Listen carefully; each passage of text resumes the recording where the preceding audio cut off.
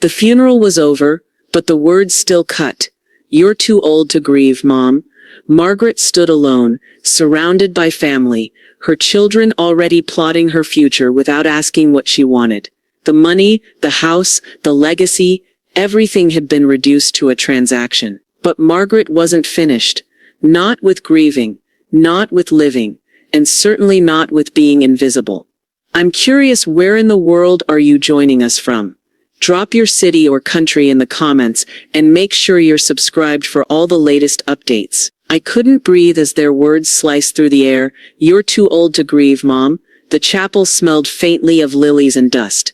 Those 2 cents, life cut short and time long past, settled over everything like a veil. Margaret sat on the end of the third pew, hands clasped tight around the white lace handkerchief James had once given her during their first winter together. Her knuckles were pale, her spine rigid, but the tears had already dried. Grief, she'd learned, didn't need to be loud to be unbearable. The minister droned on about legacy and rest and heaven's gates. She stared straight ahead, past the casket, past the ornate stained glass, into the place where memory curled in on itself. She could still see James rising with the dawn, humming Sinatra as he fixed the leaky faucet, tugging on that awful brown cardigan with the elbows worn out. He'd been warm even when he was difficult, steady, a man who never said the word love frivolously, but always meant it when he did. The chapel was full, but it might as well have been empty. "Mom shouldn't be sitting up there alone," Sophie whispered behind her. She insisted. David replied, "She wants to play the grieving widow role, I guess." Sophie gave a soft, humorless laugh. "She's 8. You'd think she'd be used to loss by now." Margaret didn't flinch. Not outwardly, but something fractured just beneath her rib cage. A fissure she hadn't felt in decades, one that reached back through birthdays forgotten, favors expected, silences endured. Her children's words weren't meant for her ears, but they landed all the same, not with the shock of betrayal. No. It was something colder. Confirmation. After the service they hovered like bees, not around her but around the executor. Whispers of assets, the house, the investments. Margaret stood quietly near the reception table, paper cup of lukewarm punch in her hand, ignored like the last deviled egg no one wanted to claim. "She can't handle that house alone," Sophie muttered. "She shouldn't." David agreed. "We'll sell it. She can move into one of those communities, like I was a decision, not a person." Margaret blinked slowly. Numbness was no longer a shield. It was suffocation. A woman in Navy, someone James had worked with perhaps, offered a gentle hug and murmured, "You were always the strong one." That word again. Strong. The euphemism they used when they needed you silent.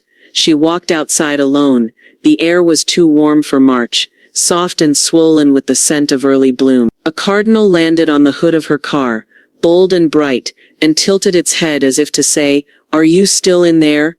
Inside her chest, something cracked open. They'd said she was too old to grieve, but grief didn't vanish with age. It deepened. It changed shape. It wrapped itself around your bones, familiar and quiet. And it wasn't just about James. It was about all of it, being invisible in the lives she helped build, being dismissed by the children she had raised with careful hands, being filed away like a keepsake no one remembered how to appreciate. She pressed her hand to the cool metal of the car.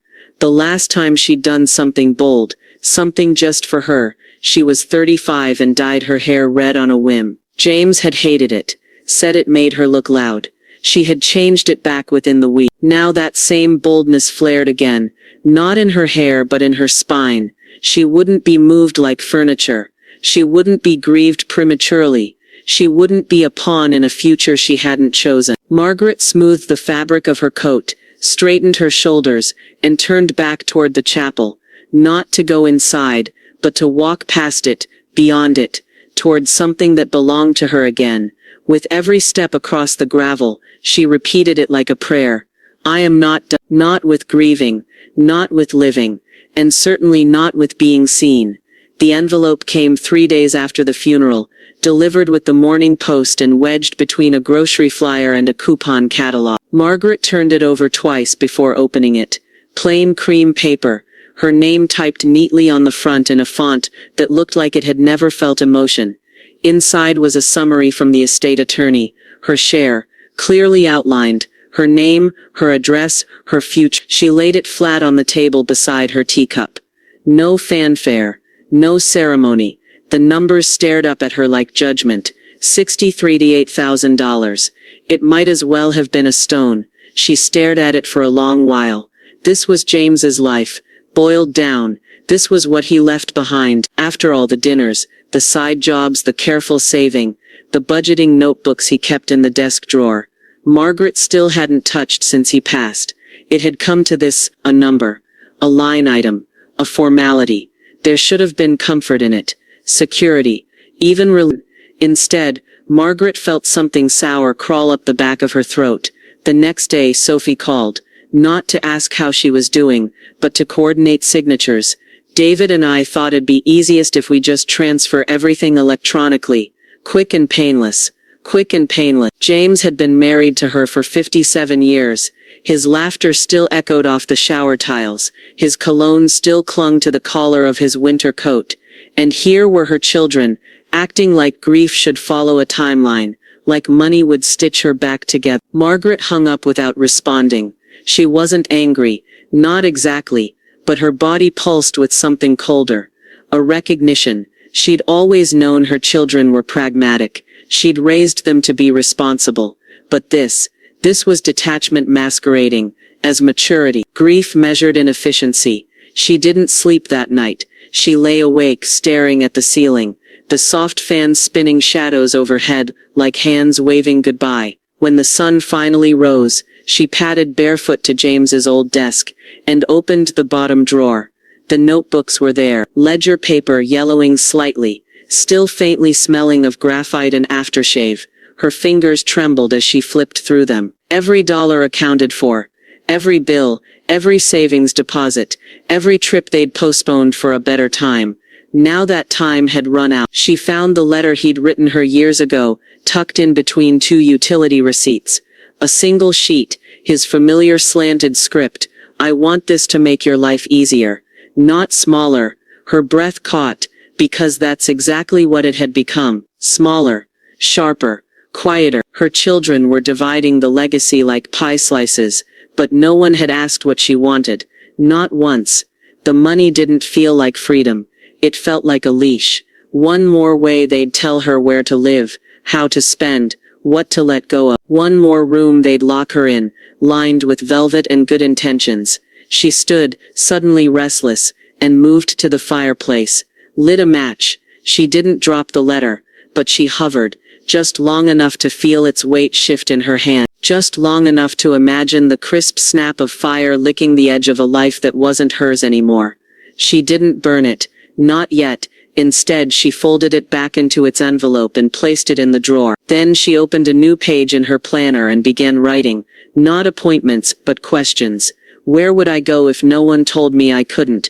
What do I own that I don't want? What is freedom supposed to feel like? Margaret capped her pen, stared out the window at the gray sky, and whispered to the stillness, what if I just gave it all back? She didn't mean the money. She meant the part of herself they'd claimed. And this time she planned to take it back on her terms. It wasn't about the money. It was about taking back my dignity. It began with the smallest thing, a bank statement. Margaret stood in the study, the soft whir of the shredder humming in the corner like a secret kept too long. She fed the statement in slowly, watching the numbers disintegrate into fine ribbons, like snow made of restraint. It didn't scream. It didn't spark. It simply vanished, line by line, until what had once dictated her next move no longer existed. It felt good. Better than good. Right. She turned to the next stack. Certificates, titles, account summaries, balance sheets, all drafted neatly by the estate attorney James had trusted, all intended to secure her future, all written in the language of ownership, but none of it hers. She didn't. With each slice of the blade, Margaret breathed deeper. Her chest expanded in places that had been collapsed for years, ever since Sophie started calling every Tuesday, just to check in and offer gentle instructions on how to live. Ever since David began asking if she'd considered a smaller place, somewhere with a meal plan and medical support built in, it was always said kindly, casually, like they weren't dismantling her brick by brick. A printout from their joint investment portfolio went in next. Margaret didn't even glance at the figure. She remembered James poring over it every quarter, brow furrowed, pencil tapping against the edge of his glasses. Always preparing, always postponing. He meant well, but she hadn't married a man, she'd married a plan. She opened the bottom drawer of the armoire. Inside, wrapped in velvet, was the locket James had given her on their 25th anniversary. She hadn't worn it in a decade. The clasp caught in her hair, and the photo inside had faded so much that it looked more like a ghost than a memory. She stared at it for a long moment, then gently placed it in a tin with other trinkets, cufflinks, faded greeting cards, a crystal vase they'd received as a wedding gift from someone neither of them remembered. She struck a match. The flame wasn't angry, it was precise. She fed the papers to the fire first, then the cards. Not out of rage, but relief. Each one curled and blackened into ash, leaving behind nothing but heat and silence. A kind of ceremony. A kind of baptism. Upstairs, in the hall closet, she found the boxes marked for the kids. They'd packed them months ago when James got sick. China sets, antique linens, a silver tea tray. Margaret ran her fingers across the box top, then opened one and stared at the contents. It smelled like lavender and wood polish, like resignation. She took out the linen runner and shook it open. It floated like a flag for a country she no longer lived in. The phone rang. She let it go. Outside, wind stirred the bare trees, branches scratching the window like they were trying to remind her of something. You are still here. You have time. Sophie texted 5 minutes later. Just confirming bank routing is all good. David says we'll sign Monday. You good with that?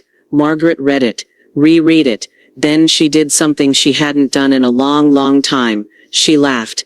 It wasn't cruel. It wasn't bitter. It was startled, like a sound her body had forgotten it could make. She set the phone face down, and walked back to the hearth. There was only one drawer left. The thick envelope marked deed. Her name beside his. One final claim.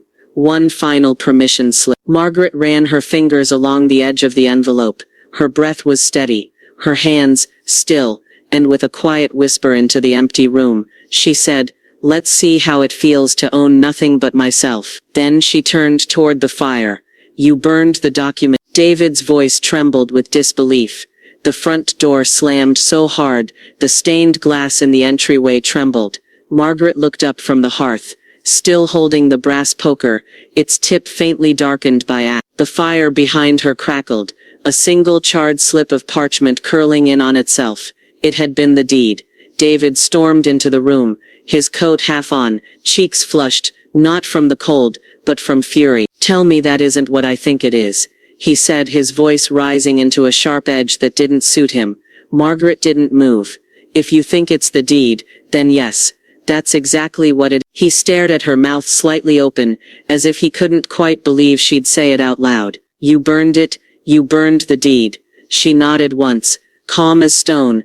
"Jesus, Mom," he muttered, dragging a hand through his hair. "That's fraud. Do you even know what this means?" "Sophie and we've already started talking to the attorney about the transfer. You can't just—" "I can," she said softly, but firmly. "And I did." He took a step back, like she'd struck him. "Why? What on earth would possess you?" "I was tired," Margaret interrupted, "of being told how to live, what to keep, what to let go of. That deed wasn't freedom, it was another set of rules dressed up as security." He opened his mouth, then closed it again. Outside, a car door slammed, and a moment later, Sophie entered the house, her heels clicking like accusations on the tile. "I just got off the phone with David," she said breathlessly. "Tell me it's not true. Tell me you didn't destroy." "It's true," Margaret said, still facing the fire. "I burned the deed. The accounts. Everything." Sophie's face blanched. "Do you even understand what you've done?" "I understand better than anyone," Margaret replied. I've spent my whole life making sure everyone else was comfortable. Your father. You too?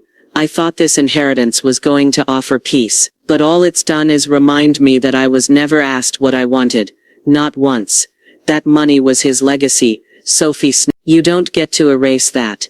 Margaret turned to her slowly. Then maybe you should have treated it with the reverence you treat his name, not as currency, but as memory. David paced the room now, nearly vibrating with frustration. You have no idea what you've done to us. This was supposed to secure things, keep us afloat. The silence thickened, and then softly, as if the weight of it was finally too much, David exhaled, and sat on the edge of the couch. I'm in trouble, he said. I haven't told Sophie, or anyone. The business it's failing, the loans upside down, the bank circling. Sophie's head whipped toward him. What? He didn't meet her eyes. I was counting on my portion, to hold everything together. Margaret felt the room spin slightly, like the ground had shifted under them all. Her son, the one who always looked composed in photographs, who delivered polished toasts at every holiday, was unraveling. And she hadn't seen it. You were going to use your father's death to save your business, she said, more to herself than to him. He nodded. I didn't know what else to do. Sophie sat down, stunned into silence. Margaret walked slowly to the window, stared out at the street she'd lived on for 42 years. There were no answers out there, just bare trees, mailboxes, and the quiet ache of winter settling in. Everything inside her said to protect him, but the woman she was becoming whispered. At what cost? Margaret turned from the window, her voice barely above a breath. If I save you, David, do I lose myself all over again?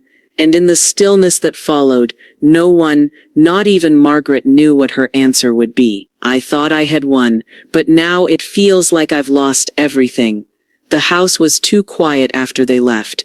Margaret stood in the middle of the living room, the scent of scorched paper still faint in the air, clinging to the drapes like shame. She hadn't lit another fire since. She didn't need to. The burn had already happened, and the echo of it lived in the silence between every tick of the old mantel clock. She moved slowly, collecting the cold teacups they'd abandoned, one still half full, David's lip print visible on the rim. Sophie's was untouched. Margaret poured both into the sink and watched the swirl of gray water disappear down the drain, as if that simple act could carry away the weight of their last conversation. Outside, the sky hung heavy with early dusk. She hadn't eaten, she hadn't cried. Her body felt like a lantern that had run out of oil, hollow, singed at the edges. The next day no one called, not even Sophie, who usually texted out of obligation. David had gone silent, and though Margaret had braced herself for their fury, for legal threats, for some official-sounding email from a firm she'd never heard of, it was the nothing that hurt most. The vacuum of their withdrawal. She walked her usual loop around the block, wrapped in James's wool coat. She nodded at the neighbors, but didn't stop. Everything in her wanted to shrink back inside, to the comfort of the familiar, the safe, but she kept walking. Kept breathing, one foot, then the next. By the end of the week, her body felt heavier, but her mind began to settle into the new rhythm. No check-ins, no requests, no gentle suggestions from Sophie about senior fitness classes or David's spreadsheets outlining transition budgets. Just stillness, just herself. She filled her days with small acts of rebellion. She rearranged the guest room, turning it into a reading nook. She planted the seeds James had bought last fall and never got around to burying. She made blueberry muffins and ate all 6 without freezing a single one, and slowly a strange thought began to creep in, not as a relief, but as a revelation. She missed them, not their judgment, not the conversations that always felt like transactions, but the idea of them, the fragments of family she still believed in, deep down. But what if those fragments were illusions? What if her love had become a currency, exchanged and expected, no longer offered freely but as obligation? She sat with that. And still, she didn't reach out. Her body ached in new ways now. The exhaustion wasn't from grief or fury. It was from holding the line, standing firm when it would have been easier to fold. The deeper truth was simpler and heavier. She was tired of being misunderstood, of being the villain in a story she'd spent her life building with nothing but care. One night, as she folded laundry with a sitcom humming in the background, the phone rang. She froze. David's name lit up the screen. Her heart stuttered, not out of fear but recognition, that old instinct to make it better, to step back into the role of fixer, peacemaker, provider. Her thumb hovered over the answer button, the room stilling around her like it was holding its breath. She looked at the framed photo beside the television. James, holding baby David in one arm, his other wrapped around her waist. The photo had always reminded her of what they'd built. But now it asked a new question. Do you still want to carry it alone? The phone rang once more, insistent. Margaret sat perfectly still, staring at the screen. And for the first time in her life, she didn't know if she wanted to pick up or let it go. Please, Mom, just give me a chance. I'll fix everything. She picked up on the fourth ring. Mom, David said, before she could even speak. Thank God. His voice was taut, clipped at the edges with anxiety. She hadn't heard that tremble since he was 13 and had broken the neighbor's window with a baseball. He wasn't calling to make peace. He was calling to make a pit. Margaret sank slowly into the armchair, the one James had always used for reading, and waited. I've been thinking, he rushed on. We don't have to involve attorneys. It doesn't have to be messy. Just give me something. A portion. Enough to restructure. I'll pay it back. She closed her eyes. There it was. Not I miss you. Not I'm sorry. Just a negotiation cloaked in panic. Please, Mom, he said again, softer now. I'll fix everything. I swear. She studied the photo frame still sitting beside the television, the one she'd stared at the night before. The boy in James's arms, all hope and softness, felt miles away from the man on the line now, and yet, some part of her still wanted to rescue him from the storm he'd helped build. I need you to be honest with me, she said, her voice steady but not unkind. Is this about your survival, or your pride? There was a pause, a long one. Both, he finally admitted. I messed up. I know, I took on too much, and I thought when Dad died I thought it would just fall into place. Her throat tight. It was never about the money, she said. It was about being seen, respected. You didn't even ask what I wanted, David. I'm asking now. No, she replied, firmer. You're asking because you need something. Another silence, then the shift. So that's it? You'd rather watch me go under than lift a finger? His tone sharpened, accusation replacing vulnerability. After everything, she felt it like a slap, but didn't flinch. You mean after every birthday you missed? After every time you spoke for me, not with me? After you stood there in that chapel and said I was too old to grieve? That's not fair, he snapped. It's honest. The silence on the line cracked with static. She could hear his breath on the other end, shallow now, agitated. You'll regret this, he said finally, voice low. You will. When the house is gone, when the bank comes for everything, when Sophie and I aren't around to help, don't come crawling back. The old Margaret, the version who would have apologized, who would have scrambled to fix things with muffins and checkbooks, might have begged him not to go, but she wasn't that woman anymore. She stood slowly walking toward the window and looked out at the street. The sky had softened into the kind of gray that promised snow by morning. I'll take that risk, she said. Calm as snow. The line went dead. She didn't tremble. She didn't cry. Instead, she turned off the phone, placed it in the drawer of the hall table, and walked into the kitchen. There were blueberries in the fridge, flour in the pantry. She'd bake again, just for herself. And tomorrow she'd call the community center she'd read about in the newsletter. They needed volunteers, someone to teach basic finance, maybe someone who knew how to start over. As she slid the muffin tin into the oven, the wind outside howled and rattled the windows, but inside the air smelled of sugar and defiance.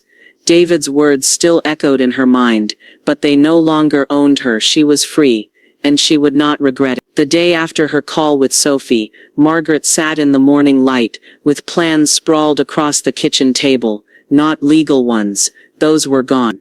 This was hers, a plane ticket to Maine, a pamphlet for a women's writing retreat, a letter to the community center offering to teach budgeting classes. Each envelope felt alive, each decision hers alone. No signatures needed. She found pleasure in it. For the first time in years, she moved without permission. She canceled the house cleaning service Sophie had arranged. She turned down calls from banks she'd once borrowed from. She unpacked old seashells from the attic, dusted their edges until the ridges gleamed like memories reborn. She didn't call. She didn't send updates. She simply lived. That evening the phone rang. Sophie's name flashed on the screen, but the tone of what followed was darker than the previous emails. "You're selfish," Sophie said, voice cool and insistent. "You're rewriting everything Dad worked for. You don't get to erase us because you're hurt." Margaret paused. The accusation carried load, but it no longer felt like weight. "You reduced me," she replied softly. "I'm reclaiming what wasn't yours to take." "What about us?" Sophie shot back. "What about our future? You'll bankrupt the estate if you don't cooperate." "I own myself now," Margaret said. "I don't need to explain to protect someone else's fragility." The line dropped. Margaret exhaled, and the world held its breath for a moment. That weekend she packed a small suitcase and drove north. She stopped at a bookstore in New Hampshire and bought blank journals. In a coastal cafe, she sketched waves in simple watercolor. The moments weren't lavish. Just her. She ate clam chowder at sunrise and watched gulls wheel across the harbor. She inhaled sea air like forgiveness. Back home, she sat with a ledger and sorted the inheritance she hadn't burned. A small savings account for emergency. Enough she could manage quietly. No heirloom boxes, no annual meetings, no frequent check-ins. Money became neither shackle nor trophy. It became a lifeline. She wrote in her journal by candlelight, "This inheritance is mine, because I chose it. Not because I forgive, but because I remember what freedom tastes like." Days later, she called the community center. They welcomed her. She started teaching finance lessons to women rebuilding after separation or loss. She laughed with a group over spreadsheet mistakes. She shared the locket story, how memory fades but dignity shouldn't. The women listened. They leaned in, and one by one, they found their way back to themselves. Margaret stopped watching the phone. She stopped waiting. She wore the cardigan James hated, shocking red, because she arranged for a small exhibit of paintings at the local library. She traveled not to prove she existed, but because she did. Her phone buzzed again one spring morning. It was Sophie. "Are you there?" Margaret stared at the message. No pressure, no anger, just that, almost hesitant. She didn't respond right away. Instead, she walked to her garden. The tulips James planted last fall had bloomed early. Their petals reached toward the sky. She breathed in deeply, the smell of earth and rain. She pressed her thumb to one delicate petal and whispered, "May." Margaret wiped her hands on her apron and looked up at the sky above the tulips, sunlight soft on her face. She tapped the message, "Maybe." And then, sent. Margaret stood at the edge of her own living room, the soft afternoon light, catching dust motes. Sophie and David sat opposite her at the coffee table. Sophie's expression guarded, arms folded, David's jaw clenched like someone bracing for a verdict. The air tasted metallic, charged with the culmination of weeks she never wanted, and moments she couldn't avoid. David cleared his throat. "Mom, I should have told you from the start." His voice wavered. "My business problems. Yes, they were bad, but not because demand dropped or the bank was unfair. Because I bet poorly. I gambled, Mom. I lost. I lied." Silence bloomed afterward. Margaret's heart thudded, not in triumph or shock, but in recognition. When she spoke, her voice was soft but firm. "Everything changed the day I realized hiding the truth was easier than facing disappointment. Your losses, David. They're your own," he flamed. "You don't understand." "I do," she interrupted. "Because I let your control grow under the guise of love. Because I bent until I broke." Sophie's arms fell away, and her face softened. She looked at Margaret with a new kind of concern. I thought I was helping, but I just silenced you more. Margaret inhaled. That inheritance, I burned it not to hurt you, but to refuse being erased again, to reclaim my life. David shook his head, resolve flickering. So, you walked away. Now I'm losing everything.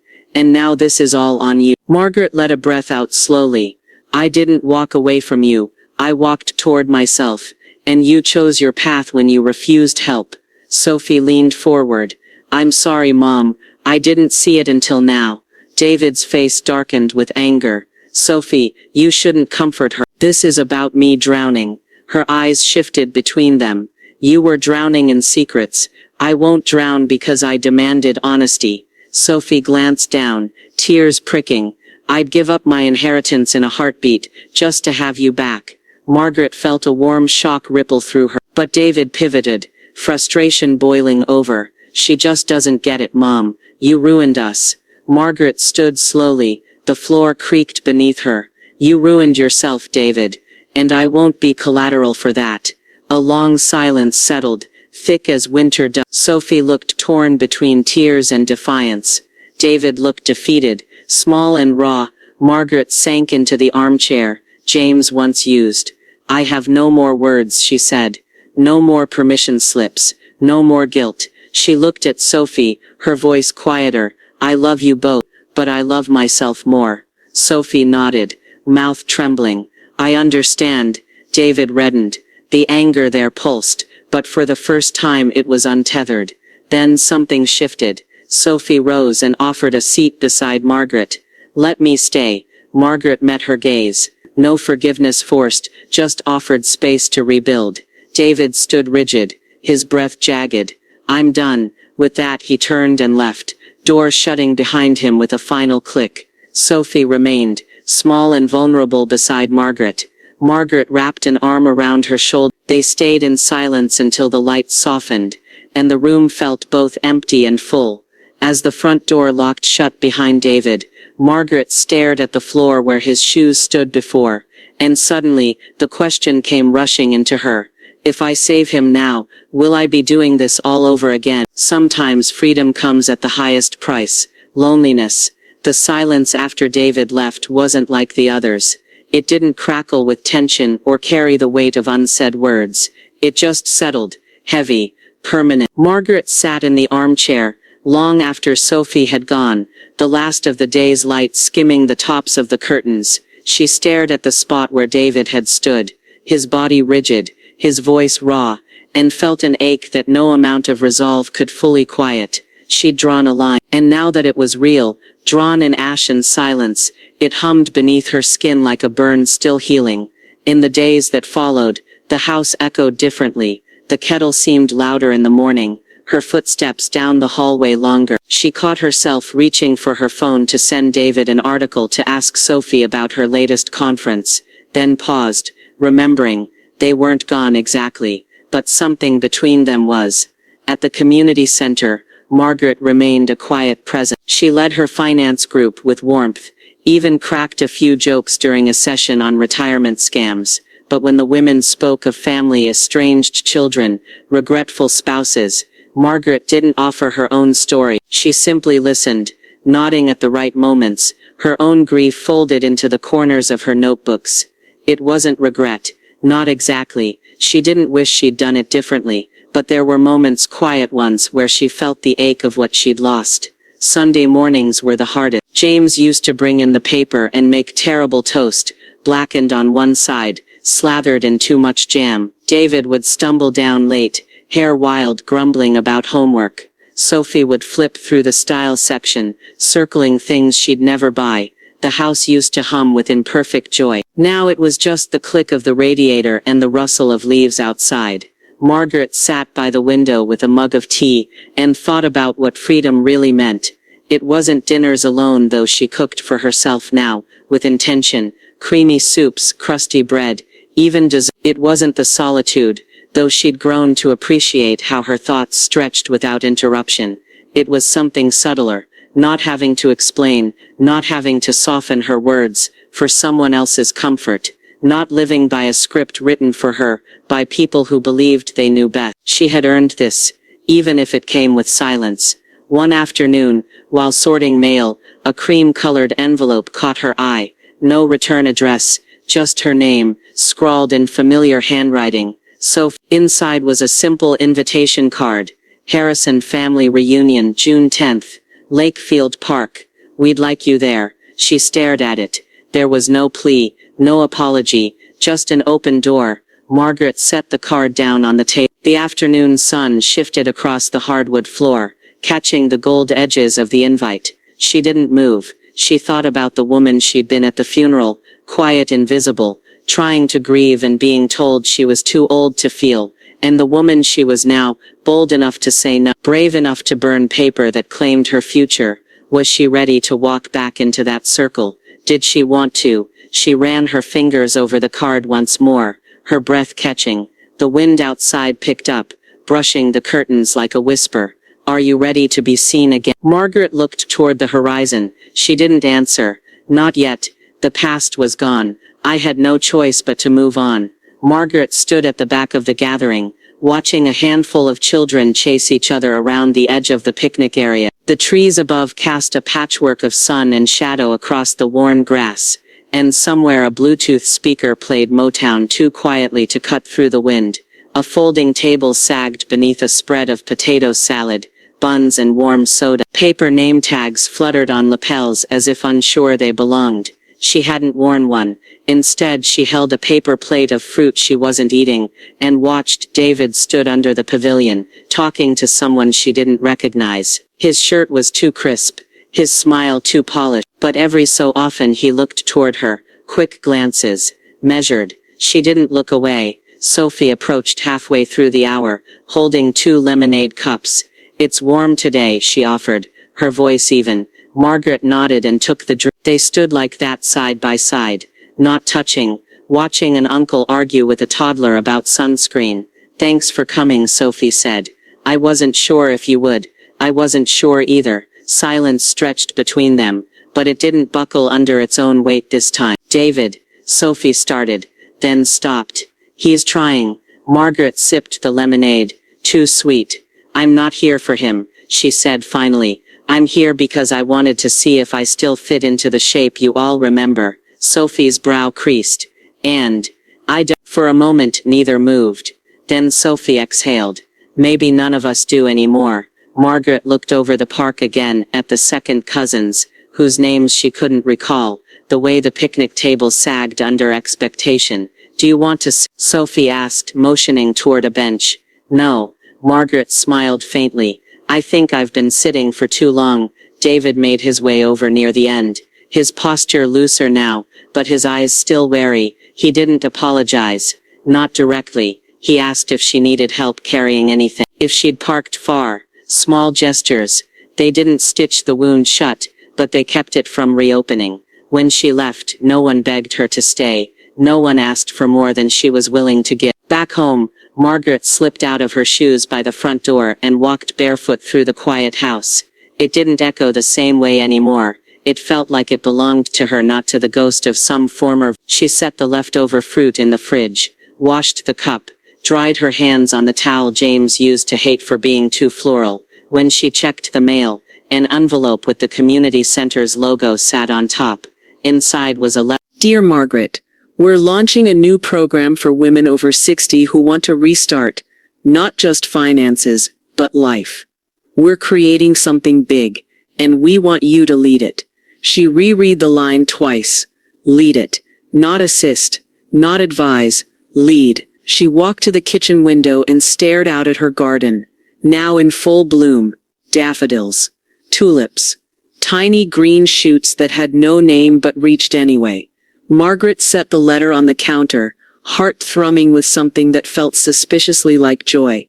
The doorbell rang just then. She turned, startled, wondering, was it a delivery or something else stepping into her life, waiting to begin? With every step I took away from them, I walked closer to myself.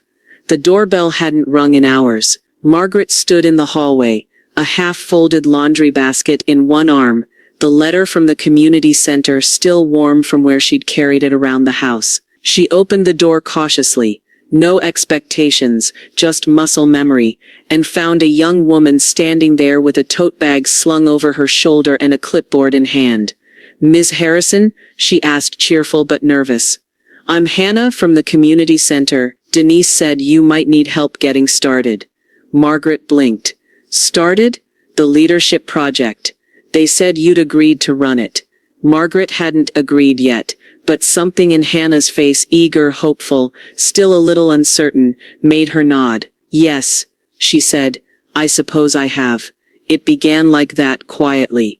By the end of the month, Margaret was back in the center's old sunroom, with a folding chair beneath her and a circle of women, widows, retirees, divorcees, survivors gathered around her like seedlings in loose soil. She didn't speak first. She let the silence bloom, the kind of hush that invited truth instead of fear. When she finally shared her story, not all of it, but enough, the room held its breath. And then it exhaled with her. They called it Second Season, a program built for women who'd given everything, and now found themselves wondering if there was more. Margaret helped them learn to budget, yes, but she also helped them grieve, to breathe again, to be again. Outside of the center, she traveled, Maine again, then Santa Fe. Then a weekend in a cabin on Lake Superior with nothing but books and her own company. She wrote postcards to no one, and kept them in a box by the fireplace. One simply read, "I found joy without asking for permission." David didn't call often, but when he did, it was softer, not filled with demands, just updates. Tentative ones. He asked about the center once. Just once. Margaret told him it was good. That was enough. Sophie sent a birthday card in April. Inside she'd scribbled, "I'm still learning how to show up. Thank you for showing me how." Margaret placed it next to the photo of her garden, sunlight spilling across the tulips. They were starting to open again. Life didn't explode into joy. It unfolded. Slowly, like honey poured from a jar. Thick, warm, unhurried. Margaret repainted the guest room in sunflower yellow. She bought a second-hand record player and played jazz while she made breakfast. She stopped measuring time by obligation and started counting it in moments that mattered. Conversations with strangers, cool breezes through open windows, the feeling of standing barefoot in freshly watered soil. Then one afternoon, as she was finishing a workshop session, Denise pulled her aside. "There's a foundation upstate," she said, eyes wide. "They heard about Second Season. They want to meet you. They think this could be national." Margaret paused, hand still resting on the back of her chair. "National?" Denise nodded, beaming. "They want to sponsor expansion. New cities, new voices. They want you to lead it." She didn't speak. She looked at the women gathering their coats behind her. She thought about James's quiet routines, David's anger, Sophie's lemonade, and then she looked at the woman in the reflection of the window, upright, silver-haired, eyes fierce with clarity. This wasn't about recognition. It was about roots and how deep they'd grown. Margaret turned toward Denise, heart pounding, not with fear but with purpose. "Tell them I'll think about it," she said, a smile curling at the edge of her mouth. And as she stepped back into the sunlight, the idea of next no longer frightened her. It thrilled her. "The greatest legacy I can leave is peace, not control." The soft knock on the classroom door came just after Margaret erased the whiteboard. A woman from admin peeked in with a clipboard and a smile. "Dave confirmed," she said. "The foundation board approved your leadership grant. And there's something else. A gala. They want you to speak."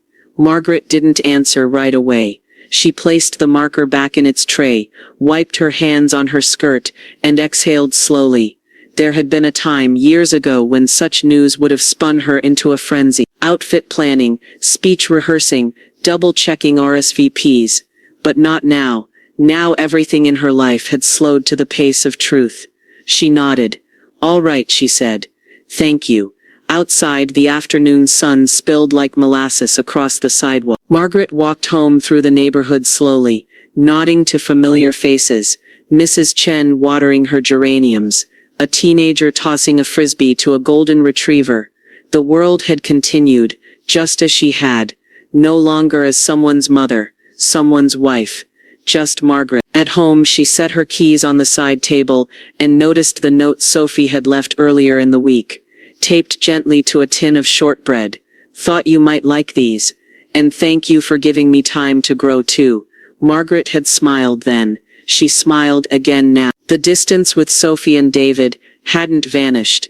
It had simply reshaped itself. Where there was once daily tension, there were now quiet understandings. An email here, a postcard there. They hadn't become what they used to be. But they were something. And for the first time in a long while, Margaret had no desire to mold it into anything more. She no longer chased closeness. She allowed space. She tended her peace like a garden slowly, without urgency. At the center, the second season program was thriving. Margaret gave lectures on financial freedom, hosted tea circles, and introduced weekly reflection prompts. One woman brought in a handmade quilt, another brought a homemade pie. They weren't there to impress each other. They came because they wanted to sit with someone who knew what it was to start again after loss. Not in spite of age, but because of it. Margaret had stopped measuring success in applause or approval. She measured it in the way her shoulders relaxed after a session, in the way someone laughed for the first time in months, in the soft thank you whispered after class, more heartfelt than any grand speech. She had stopped needing to steer every ship. She could let others drive, and not feel small for it. One Sunday, as she clipped lavender from her garden, David called. She didn't rush to answer. When she did, his voice was quieter, gentler. He mentioned a new job, a smaller place, fewer risks. I thought I needed to win, he said. Turns out, I just needed to stop gambling with people's trust. There was a pause, no pressure to fill it. I'm glad you're doing well, Mom. She smiled, the lavender scent soft between her fingers. So am I. That night, she lit a single candle and played a Miles Davis record. She sat with a mug of chamomile and wrote in her journal, not to make sense of the past, but to remember how far she'd come without controlling the outcome. The next morning, her phone buzzed again, an email, subject line keynote invitation, Women Leading Change Gala. Margaret blinked. They wanted her to speak, not as a widow, not as a cautionary tale, but as a leader. Margaret tapped the message open, then glanced at her reflection in the glass of the kitchen window. She didn't see someone lucky. She saw someone who'd fought for every inch of peace she now carried, and with a breath full of lavender and resolve, she whispered, "Let's begin. This is what I wanted all along, a legacy that will outlive me." The old auditorium at the north end of town had been forgotten for years. Faded seats, yellowed curtains, the musty scent of dust and memory in the air. But tonight it glowed. String lights crisscrossed the ceiling, casting soft halos over rows of folding chairs. On stage, the banner read, Second Season Annual Gala, Celebrating New Roots. Margaret stood backstage, her speech folded in half, inside her purse, not because she needed it, but because she liked the weight of it in her hands. A reminder, a tether. She glanced into the mirror propped against the green room wall. Her hair, soft and silver, framed a face that had weathered grief and grown stronger in its shadow. The door creaked open. Sophie peeked in, holding 2 glasses of water. "I brought these," she said. "One's for you, the other's for nerves." Margaret raised an eyebrow. "Whose nerves?" Sophie laughed, just a little. "Mine." They stood for a moment in that tiny room, old theater dust catching in the overhead light. Then Sophie added, quieter, "You built something real. I see that now." Margaret smiled, slow and true. "So did you. Showing up is no small thing." Just before the lights dimmed, David arrived. His tie was crooked, his jacket rumpled, but in his hands, he carried a stack of flyers, volunteer sign-up sheets, freshly printed. He gave Margaret a quick nod, then moved toward the welcome table without a word. No fanfare, just presence, just action. The applause that followed Margaret's speech wasn't loud, it was steady. earnest. She spoke not about overcoming hardship, but about choosing herself when the world offered every reason not to. She spoke of starting again at 67, of refusing to be defined by grief or guilt, or the expectations of adult children who thought her story had ended before it ever truly began. When she stepped off stage, people reached for her hand, not just to shake it, but to hold it. Later, as she sat on the back patio of the center, with a cup of coffee warming her palms, she watched the crowd thin. Sophie was helping fold chairs. David was collecting scraps of paper near the dessert table. Neither of them hovered. Neither of them retreated. They just held. Denise joined her briefly. "They're not who I expected," she said softly. "No," Margaret replied. "Neither am I." A breeze rustled the edges of the event program beside her. On the back cover, printed in elegant script, was her name. Not as a donor. Not as a guest. As a founder. Margaret watched as one of the women from her class approached David with a question about budgeting. To her surprise, he listened. He pointed at the pamphlet. He didn't deflect. She hadn't asked them to believe in her vision. But maybe slowly they had begun to see it. When the last string light was unplugged and the final chair folded, Sophie handed her a tote bag full of thank you notes, written by members of the program. Margaret held it to her chest. "You did this," Sophie said, eyes bright, "and it mattered." They stood together, quiet, beneath the wide sky. A crescent moon hung like a blessing above them. As Margaret rode home in the passenger seat of her own car, Sophie now at the wheel, she glanced out the window at the darkened town. Lights flickered in homes she would never enter, lives she'd never touch. But in that moment, she realized, her legacy wasn't money or memory. It was motion, and it was still moving. "I'm walking into the future I've always dreamed of, one where I'm truly free." The air in Rome smelled like citrus and brick dust, sun-warmed and ancient. Margaret stepped through the arched stone gate of the Trastevere courtyard, a canvas bag on her shoulder and a guidebook she barely used clutched in one hand. She was alone, and she was exactly where she wanted to be. She'd booked the trip 6 weeks ago. No fanfare, no travel companions, no itinerary beyond her instincts. She visited museums slowly, lingered in cafes with thick coffee and thin biscuits, scribbled lines of poetry in a worn journal between mouthfuls of pasta. Every night she sat on her balcony, overlooking a crooked alley lit by string lights. She listened to the murmur of strangers below, and let the night carry her forward, not with urgency, but with ease. Back home, the center continued to hum without her. Denise kept things running. The women still met every Tuesday. Margaret had prepared them for this, not her absence, her evolution. And Sophie had sent her a message, the night before she boarded her flight. "I'm proud of you, Mom, even when I don't say it right." David helped organize a fundraiser last week. I think it finally clicked for him. What you were building. What it cost you. Come back whenever you're ready. We're here. Margaret had read it twice, smiled, then set the phone down, and poured herself a glass of wine. Now in the early evening light, she sat on the church steps, sketching. A woman passed with a child on her hip and smiled. Margaret smiled back. No recognition, no expectations, just presence. Later at her rental apartment, she flipped open her laptop to check emails. Buried beneath newsletters and updates was one marked urgent in bold, from a name she didn't know. She clicked.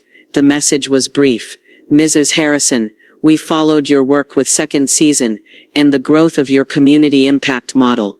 We believe your initiative has global potential, and would like to invite you to lead a pilot project in 3 international partner cities, fully funded. Your voice has power. We'd like to help amplify it. Let us know if you're open to a conversation." The Ascend Foundation. Margaret leaned back. The screen's glow painting her face silver in the dusk. She exhaled slowly. It wasn't just the size of the offer, it was what it meant. Her story, once buried under loss and silence, had become something others wanted to carry forward. She stood and opened the window. The sounds of laughter and dishes clinking floated up from the alley below. She let them in. Her legacy had once been imagined in porcelain teacups and tidy ledgers. Now it was carried in the backs of notebooks, in volunteer hours logged by women finding their voices, in whispered encouragements, around folding tables. She'd never asked to be seen this way, but now she wouldn't hide from it. Margaret closed the laptop, heart steady but alive with electricity. The church bells rang below, long and low. She stepped out onto the balcony and whispered to the night, "Let's see how far this can go. This is the life I fought for, and it's mine to embrace." The wind at the edge of the ocean in Lisbon tasted of salt and possibility. Margaret stood on a bluff above the water, arms folded gently over her chest, watching the waves eat and return the shoreline like a language only the sea understood. A camera hung around her neck, not because she needed to remember this moment, but because it reminded her she was part of something bigger now, something she had chosen. She had accepted the Ascend Foundation's offer 3 months ago. Since then, second season had expanded into 2 new countries, with pilot programs taking root in Mexico City and Budapest. Margaret's name was being spoken in rooms she would never enter, printed in brochures she hadn't designed. It wasn't ego.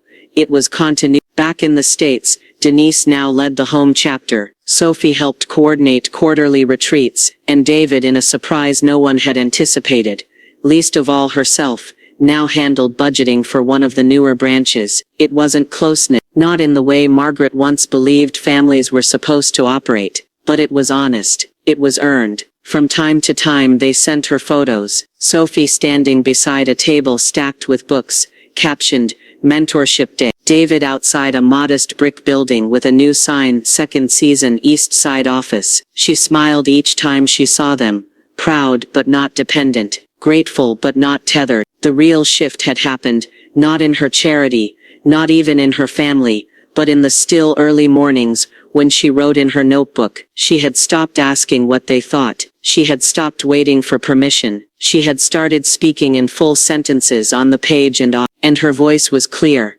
Now she stepped back from the edge of the bluff, and walked the cobbled path toward the local market, where she'd agreed to meet a new contact from a women's cooperative. They were looking to launch something similar to second season, and someone had whispered her name. That afternoon, she helped paint signs for a community education campaign, her hands streaked with blue and ochre, her laughter mixing with women decades younger and older than she was. They didn't ask her for her resume. They just listened when she spoke. And later, when one of the youngest women asked her how she'd come to lead such a life, Margaret paused before answering. She wiped her hands on her apron, and looked up at the soft pink clouds gathering over the rooftops. "I stopped trying to be needed," she said, "and started wanting to matter." That night, back in her tiny apartment above a bakery, she lit a candle and turned on a voice memo recorder. It was something new she was trying, collecting oral histories for a future archive. Hers would be "My name is Margaret Harrison," she began, voice calm and sure. "I was once a mother, a wife, a woman people expected to make room for everyone but herself. I don't live that way anymore. I've learned that kindness doesn't mean silence, that compassion includes and that legacy." She smiled, leaning into the quiet. "Legacy is who you empower, not what you leave behind." She pressed stop. Outside, the city glowed. As Margaret curled beneath a blanket with a book in her lap, and the recorder still warm beside her, she looked out the window at the golden streetlights. Her eyes reflected back something rare, not ambition or restlessness, but peace. The fight was over. She had already won.